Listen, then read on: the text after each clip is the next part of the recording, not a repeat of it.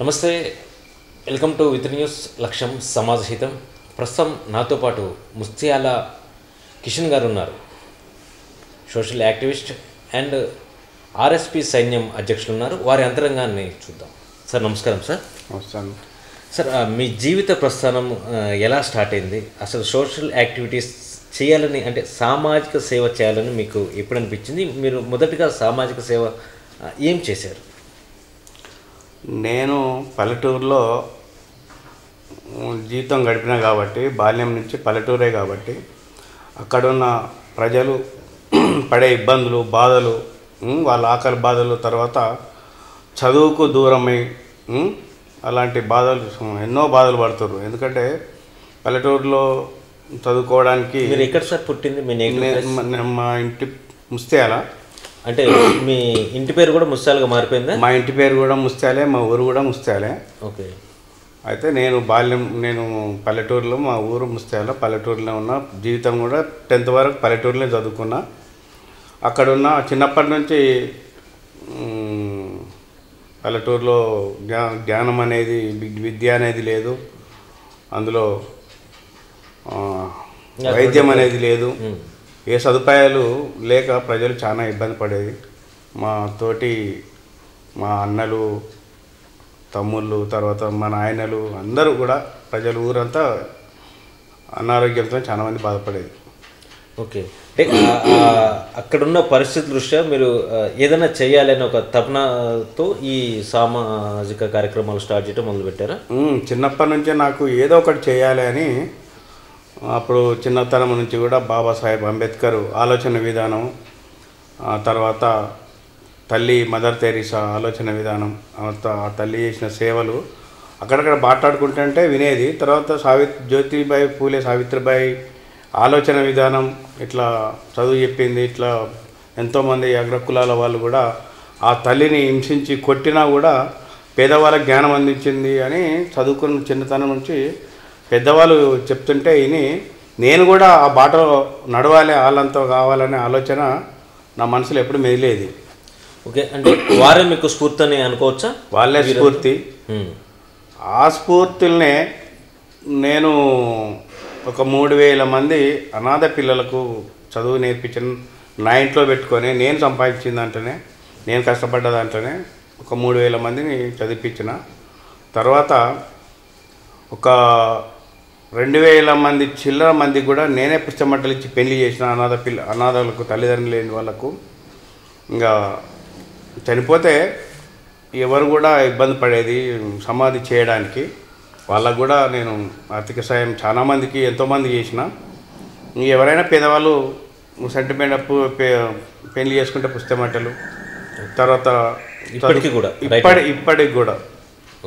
ఇప్పటికి కూడా విద్యార్థి చదువు మీద నేను ఎక్కువ పేద పిల్లలు ఎక్కువ సాయం చేసేది. ఇప్పటికి కూడా చేస్తూనే ఉన్నాను. సార్, మీరు ఇప్పటివరకు చాలామందికి విద్యార్థులకు సహాయం చేశారు కదా, వాళ్ళల్లో అంటే మీ సహాయం పొంది ఇప్పుడు ఒక మంచి పొజిషన్ ఉన్న వాళ్ళు ఎవరైనా ఉన్నారా? చాలామంది ఉన్నారు. చాలామంది సాఫ్ట్వేర్ ఇంజనీర్లు ఉన్నారు. చాలామంది రకరకాలుగా వాళ్ళంతటా వాళ్ళు ఆర్థిక పరిస్థితితోనే ఇంకొకరి సాయం చేసే స్టేజ్లో ఉన్నారు. ఓకే. సార్, ఇది మొత్తం ఒక ఎత్తు అయితే, అంటే మళ్ళీ అంటే ఇప్పటివరకు సామాజిక సేవ కార్యక్రమాలు చేసుకుంటూ, మీ సొంత యాక్టివిటీస్ చేసుకుంటూ, దాంట్లో వచ్చిన డబ్బులతోనే సగం మీ ఫ్యామిలీ మెయింటెనెన్స్కి, సగము ఈ సోషల్ యాక్టివిటీ చేసేవాళ్ళు. సడన్గా ఆర్ఎస్ ప్రవీణ్ కుమార్ సార్తో ఎలా పరిచయం ఏర్పడింది మీకు? ఆర్ఎస్ ప్రవీణ్ కుమార్ సారు గురుకుల పాఠశాలల్లో, అసలు గురుకుల పాఠశాలలు గవర్నమెంటు వెనుకట ఏ విధంగా ఉన్నాయంటే, గురువు బట్టి 12 రోజులు ఉన్నాయి, చదువు లేదు, ఏం లేదు, జీతాలు తీసుకుంటే చాలు, పిల్లలు ఎక్కడ పోతాయింది అనేది ఉండేది. కానీ ప్రవీణ్ కుమార్ సారు గురుకుల పాఠశాల సెక్రటరీ అయిన తర్వాత, నేను ఎప్పుడు కూడా ఆయన కలవలేదు, కానీ పేపర్లలో, వార్తలలో అక్కడక్కడ ఇంటుంటే తెలిసింది. ఆయన ఒక గొప్ప, మరో అంబేద్కర్ లాగా, మరో మదర్ తెరీసా లాగా, జ్యోతిరావు పూలే సావిత్రిబాయి లాగా, మరో బుద్ధునిలాగా ఆయన కనబడే ఒక అంబేద్కర్ లాగా ఉన్నాడు ఈ రోజులలో. మరి ఇంత పెద్ద పేద పిల్లలకు జ్ఞానాన్ని అందిస్తుండు. అలాంటి వాళ్ళకు మనం కూడా చేదోడు వాదోడు ఉంటే మంచిదని ఆయన ఆలోచన విధానానికి నేను అభిమానిని అయ్యి ఆలోచన జ్ఞానానికి అభిమాన సంఘానికి నేను అధ్యక్షుడిని అయినా, లేకపోతే వ్యక్తిగతంగా కాదు, ఇంకోటి ఏం కాదు. సో అంటే ఆ సార్తో కలిసిన తర్వాత ఇంకా మీరు ఈ గురుకుల పాఠశాల కావచ్చు, లేకపోతే అనాథ పిల్లలకు సంబంధించి కావచ్చు, ఎటువంటి కార్యాచరణ అవలంబించారు మీరు? నేను దరిదాపు ఎక్కడ ఏ పిల్లలకు చదువు ఎక్కడ ఇబ్బందులు పడినా కూడా అక్కడికి వెళ్ళి వాళ్ళ సాధక బాధకాలు చూస్తూనే ఉన్నాము. రీసెంట్లీ కూడా లా కాలేజీల ఎస్సీ ఎస్టీ పిల్లలు అమ్మాయిలు లా చదువుతున్న వాళ్ళను కూడా చాలా ఇబ్బందులనే ఉన్నారు ప్రజెంట్గా. మరి అది వాళ్ళకు కూడా ఏదో తోచిన సాయం చేయడానికే ఉన్నాం ప్రజల దగ్గర. అంటే మీరు చెప్పినట్లు ఆర్ఎస్ ప్రవీణ్ కుమార్ గారు గతంలో సోషల్ దానికి సంబంధించిన డిపార్ట్మెంట్లో ఉన్నారు. సో ఇప్పుడు కంప్లీట్గా ఆయన పూర్తిగా ఒక రాజకీయ నాయకుడు. సో ఆ అనుబంధం ఇప్పుడు కూడా అట్లనే కొనసాగుతుందా? అంటే భవిష్యత్తులో కూడా మీరు బీఎస్పీ పార్టీలో ఒక మంచి కీ రోల్ పోషించే అవకాశం ఉందా? నేను సారు ఐడియాలజీ అభిమాని. ఓకే. సారు ఐడియాలజీ అభిమాని, ఆయన జ్ఞానానికి అభిమాని, ఆయన ఆలోచన విధానానికి అభిమాని. పొలిటికల్కి నా సంబంధం లేదు. ఆయన ఎక్కడ నుండి ఇప్పుడు ఒక వ్యక్తి ఏ పార్టీలో ఉండని ఒక హీరోని ఎంచుకుంటాడు. ఆ హీరో నేను అనేది ఏంటంటే సార్, అంటే మీరు రాజకీయంగా కూడా ఒక మంచి పొజిషన్లో ఉంటే మీరు అంటే ఏమీ లేకపోయినా, రాజకీయంగా మీరు ఏమీ లేకపోయినా కానీ ఇప్పుడు చాలా మంది కొన్ని వేల మందికి సహాయాలు చేశారు. అదేవిధంగా అదే రాజకీయ అండ కూడా మీకు ఉండి రాజకీయంగా ఒక మంచి ఉన్నత పొజిషన్లో మీరు ఉంటే ఇంకా చాలా మందికి హెల్ప్ చేయొచ్చు కదా అనేది నాకు వచ్చింది. నేను సోషల్ సర్వీసుల్లో ఉండాలనుకుంటాను, రాజకీయంగా వద్దు. అంటే మీరు ఇప్పటివరకు ఏ రాజకీయ పార్టీలో చేరలేదా? లేదు. ఓకే. అంటే పొన్నా లక్ష్మయ్య గారితో కూడా మీకు మంచి రిలేషన్? ఆయన కూడా లక్ష్మయ్య గారు కూడా ఒక బీసీ సామాజిక వర్గాన్ని నుంచి వచ్చి పేదవాళ్లకు సాయం చేసే ఆలోచనలో ఉన్నాడు కాబట్టి ఆయనతో ఉన్నా. ఆయన కూడా సర్వీస్ చేసిన సాధ్యమైనంత మట్టుకు. అప్పుడు కూడా సార్ చాలా మందికి పేదవాళ్ళకు సాయం చేసిండు. ఆయన ఐడియాలజీకే ఉన్నా, నేను మళ్ళీ పొలిటికల్ ఆశించలేదు. అంటే రాజలింగం సారు ఆయన ఎమ్మెల్సీ, ఆయన కూడా సార్ కూడా చాలా గొప్ప వ్యక్తి. ఆయన ఆయన చాలా చాలా గొప్ప వ్యక్తి. ఆయన కూడా ఆయన అడుగుజాడల్లో ఆయన ఐడియాలజీ, ఆయన గొప్పతనానికి ఆయన కూడా నేను సర్వీస్ చేసిన. ఇప్పటికి కూడా నాకు అభిమానమే వాళ్ళు. అంటే ఆ వ్యక్తుల స్వభావం ప్రకారం మీరు వాళ్ళ అభిమానం అవుతారు, కానీ రాజకీయంగా అయితే మీకు రాజకీయంగా అభిమానం కాదు, వ్యక్తిగత అభిమానమే. అలా ఆలోచన విధానానికి ఐడియాలజీకి అభిమాని నేను. ఆ ఐడియాలజీ కదా ఈ సమాజాన్ని నడిపించేది. మరి అలాంటి ఐడియాలజీకి నా అభిమాని అందరికీ. అక్కడ ఎవరైనా ఉండని, ఏ పార్టీ ఉండని.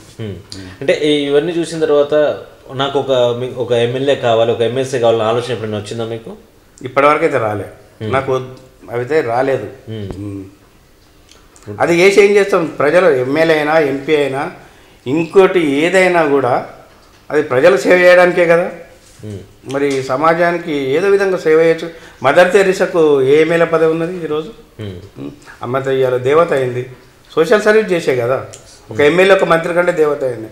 ఎమ్మెల్యే అని మంత్రి కూడా కొలుస్తలేరు. మరి మదర్ తెరీసాను ఈరోజు ఒక తల్లిలాగా ఒక దేవతలాగా పూజిస్తారు అంటే సోషల్ సర్వీస్ చేసే కదా. మనం కూడా ఆ బాటలో నడవాలి. ఈరోజు ఆర్ఎస్ ప్రవీణ్ కుమార్ సార్ కూడా అదే బాటలో నడుస్తుండు, కాకపోతే రాజకీయాలు పోవచ్చు. కానీ ఆయన ఐడియాలజీ మొత్తం పేద పిల్లలు, లక్షలాది కోట్లాది పిల్లలకు జ్ఞానం అందించే విధంగా ఉన్నాడు. ఇలా మాలతు పూర్ణను ఎవరెస్ట్ శిఖరానికి అందించాడు, ఎక్కించాడు. మరి ఇలా ఏ రాజకీయ నాయకుడు ఎక్కించాడు? ఆయన పొలిటికల్ నాయకుడు కాదు కదా. పొలిటికల్ కోసం ఆయన ఎవరెస్ట్ శిఖరం ఎక్కియలే కదా, జ్ఞానం కోసమే. సో అంటే సేవ చేయాలని తప్పనుంటే చాలు, ఒక ఎమ్మెల్యే పదవి ఎంపీ పదవి ఏం అవసరం లేదా ఉంటారు అంతే. సో మీ లక్ష్యం ఏంటి సార్? Social service. ఒక బాబాసాహెబ్ అంబేద్కర్ లాగా, ఒక మదర్ తెరీసా లాగా, ఒక సావిత్రిబాయి పూలే లాగా, ఒక గౌతమ్ బుద్ధుల్లాగా, చివరికి RS Praveen Kumar sir ideology లాగా ఉండాలని. ఇప్పుడు మీ సహాయము అంటే ఎవరైనా పొందాలి అంటే ఎట్లా అప్రోచ్ అవ్వాలి మిమ్మల్ని? ఏమున్నది, మనం సాయం చేసేది మామూలు పుస్తకాలు ఇవే కదా. మనం పెద్ద పెన్ను, పుస్తకాలు, ఫీజులు అవి ఎంతైతే 1000, 1500, 2000 కదా. అంటే చాలామంది అవి కూడా లేని పరిస్థితిలో చాలా మంది ఉన్నారు గ్రామాలలో కావచ్చు. సో వారికి అంటే ఇప్పుడు ఈ ఇంటర్వ్యూ ద్వారా వాళ్ళ ఇంటర్వ్యూ చూసినప్పుడు అరే మేము కూడా సార్ నుంచి హెల్ప్ పొందాలి అనుకునే వాళ్ళకి వాళ్ళని మిమ్మల్ని కలవాలంటే ఎక్కడ కలవాలి ఏంటి? ఇంకా జనరల్గా మనం తిరుగుతూనే ఉంటాం. మనం పెద్ద విఐపీ ఏం కాదు, విఐపీ లాగా ఉండాలని కూడా ఆలోచన లేదు. కలుస్తూనే ఉంటారు, ఏదో చేస్తూనే ఉంటాం. సార్ ఇన్ని సోషల్ యాక్టివిటీస్ ఇన్ని చేశారు. సో ప్రభుత్వం నుంచి కానీ లేకపోతే బయట సోషల్ యాక్టివిటీస్ దానికి సంబంధించిన సంఘాల నుంచి కానీ ఏమైనా గుర్తింపు వచ్చిందా మీకు? ఏమన్నా? నాకు 2 సార్లు డాక్టరేట్ ఇచ్చారు అంటే సోషల్ సర్వీస్ మీద. కరోనా టైంలో కూడా వలస కార్మికులకు, వలస బాటసారులకు రోజుకి 500 మందికి అన్నదాన కార్యక్రమం పెట్టినాం. అందులో నా ఫ్రెండ్స్, తర్వాత నా కుటుంబం కూడా పాల్గొని కరోనాకు భయపడకుండా కూడా పెట్టి వాళ్ళకు ఆహారాన్ని అందించి చాలామందికి ఆకలితో 4 రోజులు అన్నం తిన రోజులు ఉన్నాయట. కానీ అది బాధ అనిపించి మేము ఆ సర్వీస్ చేసినాం.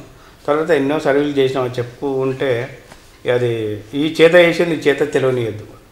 అది ఈ సర్వీస్ నా ఉద్దేశం. అది కొంతమంది 10 రూపాయలు ఇచ్చి ₹1,00,000 సాయం చేసాం అనుకుంటారు. అది దేవునికి తెలిసి ఉండాలి. అది పొలిటికల్. సో మీరు ఏది ఆశించకుండా చేస్తున్నారు కాబట్టి ఎక్కువ నాకు పబ్లిసిటీ వద్దనుకుంటున్నాను. మదర్ తెరీసా అవార్డు వచ్చింది. తర్వాత బాబాసాహెబ్ అంబేద్కర్ నేషనల్ అవార్డు వచ్చింది. తర్వాత కోవిడ్-19 అవార్డు వచ్చింది. జ్యోతిరావు పూలే సావిత్రిబాయి అవార్డు 2 సార్లు వచ్చింది. చాలా అవార్డ్స్ వచ్చినాయి నేను సోషల్ సర్వీస్ మీద. మీ కుటుంబం బ్యాక్గ్రౌండ్ ఏంటి సార్? మీ మదర్ కానీ ఫాదర్ కానీ వాళ్ళు ఏం చేస్తారు? వ్యవసాయం. నాకు కూడా వ్యవసాయం అంటేనే ఇష్టం ఇప్పటికి కూడా. ఓకే, వ్యవసాయం చేస్తుంటారా? చేస్తుంటారు. వారి పేర్లు ఏంటి సార్? మీ తల్లిదండ్రుల పేరు? నా తండ్రి పేరు రాజయ్య, తల్లి పేరు లక్ష్మవ్వ. ఓకే. మీకు ఎంతమంది మీకు పిల్లలు? నాకు బాబు, పాప. ఓకే. వాళ్ళు ఏం చేస్తారు సార్? బాబు చదువుకుంటుండు, పాప ఇప్పుడు ప్రజెంట్ బ్యాంక్ డిప్యూటీ మేనేజర్గా మొన్ననే సెలెక్ట్ అయింది. ఓకే. ఓకే సార్, ఇంకా ఏంటి సార్ మీ లైఫ్ గోల్? జీవితంలో ఇది సాధించాలి అని ఏమన్నా ఉందా మీకు? ఇంకా సాధించాలనేది ఏమున్నది, మనకు ఉన్న దాంట్లో పేదవాళ్ళకి సాయం చేసడమే సాధించడం, వాళ్ళ ప్రేమను పొందడమే సాధించడం, ఇంకేం లేదు. ఓకే. ఈ ఆర్ఎస్పి సైన్యం అధ్యక్షులుగా మీ భవిష్యత్ కార్యాచరణ ఏ విధంగా ఉండబోతుంది? ఆర్ఎస్పి సైన్యం అధ్యక్షుడు భవిష్యత్ అభిమానులే. అంటే మీలాంటి చాలామంది అభిమానులు ఉంటారు. ఆ అభిమానులందరినీ కూడగొట్టి అంటే ఏదన్నా ఒక కార్యాచరణ, స్వచ్ఛంద కార్యక్రమాలే సోషల్ సర్వీస్. ఇప్పుడు ఆర్ఎస్పి గారి బర్త్డేకు ప్రతి స్కూల్లో ఎగ్జామ్ ప్యాడ్లు వంచడం పేదవాళ్ళకు. తర్వాత కరోనా టైంలో బ్లడ్ దొరకని వాళ్ళకు బ్లడ్ క్యాంపు పెట్టి బ్లడ్ డొనేషన్ ఇచ్చినాం.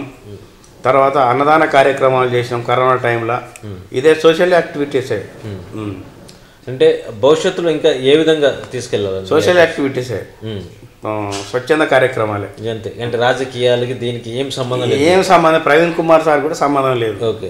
సమాజ సేవ అనే సమాజ సేవ కాన్సెప్ట్ బాబాసాహెబ్ అంబేద్కర్ నాడు ఎంతో మంది సంఘాలు ఉన్నాయి. అలాంటి సంఘమే ఆర్ఎస్ ప్రవీణ్ కుమార్ సంఘం. ఇది అభిమాన సంఘం. అభిమాన సంఘం. ఓకే. సో అభిమాన సంఘం వేరు, మీ యాక్టివిటీస్ ఇది వేరు అంటారు. అంతే. అభిమాన సంఘంలో యాక్టివిటీస్, అభిమాన సంఘం పేరు మీద యాక్టివిటీస్ అవి ప్రజెంట్. ఇంతకుముందుకే నా పర్సనల్, ఇప్పుడేమో అభిమాన సంఘం యాక్టివిటీస్. ఎందుకంటే ఆలోచన ఎట్లా వచ్చింది సార్ మీకు ఆర్ఎస్పి సైన్యం పెట్టాలని, దాని ద్వారా యాక్టివిటీస్ చేయాలని ఆలోచన? ఎందుకంటే ఆర్ఎస్ ప్రవీణ్ కుమార్ సార్ గారు లక్షలాది మంది, కోట్లాది మంది విద్యార్థులకు, పేద విద్యార్థులకు గొప్ప జ్ఞానాన్ని అందించాడు. ఒక్కరు చదువుకుంటే ఒక ఊరు బాగుపడుతుంది. మరి ఇలా లక్షలాది మందిని పిల్లలను చైతన్యవంతులు చేసిండు, జ్ఞానవంతులు చేసిండు, జ్ఞాన యుద్ధాన్ని నడిపించండు. మరి జ్ఞానం అనేది ప్రపంచాన్ని కాపాడుతుంది. ఒక డాక్టర్గా కానీ, ఒక ఇంజనీర్గా కానీ, ఒక ఐఏఎస్ కానీ, ఒక ఐపీఎస్గా కానీ, ఇంకో విధంగా కానీ. మరి అలాంటి వ్యక్తికి, అంత గొప్ప వ్యక్తికి అభిమాన సంఘం ఉండడం తప్పేమున్నది? సో ఈ యాక్టివిటీస్లో, మీరు చేసే ఈ సోషల్ యాక్టివిటీస్లో మీ ఇంట్లో మీ మిస్సెస్, మీ సహచరుని గారి పాత్ర ఏ విధంగా ఉంటుంది? ఆమె 100% సహకరిస్తారు. సో ఆమె సహకరించబట్టే మీరు? వాళ్ళు సహకరించకపోతే నేను ఎడే చేస్తా. 100% మా పిల్లలైనా, మా సహచరులైనా అందరూ. సార్ మీ జీవిత లక్ష్యం?